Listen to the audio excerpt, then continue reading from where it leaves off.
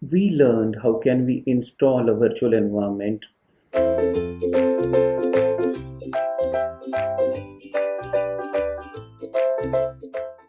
enable it, install packages that we need, as well as run the programs and deactivate it.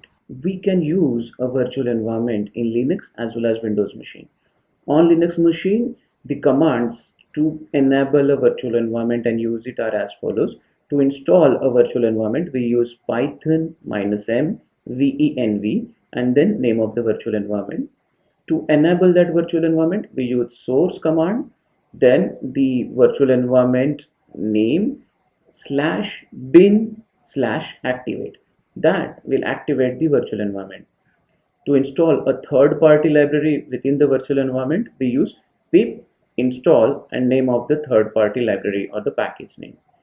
To install the third-party library with specifying the version name, we use pip install the library name or the package name double equal to sign and the version number. To install the third-party library from the requirements.txt file, we use pip install -r and the requirements.txt if the file is present within the same directory. Otherwise, we give entire path of the file.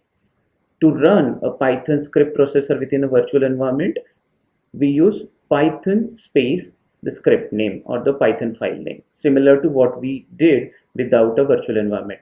But we have to make sure that the virtual environment is enabled before we type this command. Otherwise, the Python script will be executed using the operating system's environment.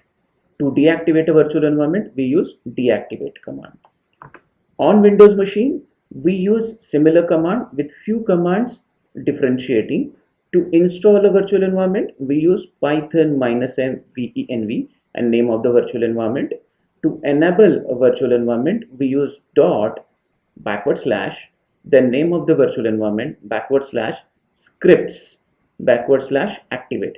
This will activate a virtual environment. To install a third-party library, we use pip install and name of the third-party library. To install a third-party library with the version name, we use pip install third-party library equal to version number. To install from the requirements.txt, we use pip install -r requirements.txt. To run a Python script in the Windows machine using virtual environment, we use python space name of the file. To deactivate a virtual environment, we use deactivate. Now, why will you use a virtual environment when you can execute the Python scripts directly in the operating system environment? The reason is so that you can encapsulate or you can isolate the entire libraries that you are installing for your script within a one particular environment instead of distributing it across the entire operating system. If you do not use virtual environment, you can still run your Python scripts, but you may get conflicts when you are using two different versions of the same library in two different scripts or maybe softwares.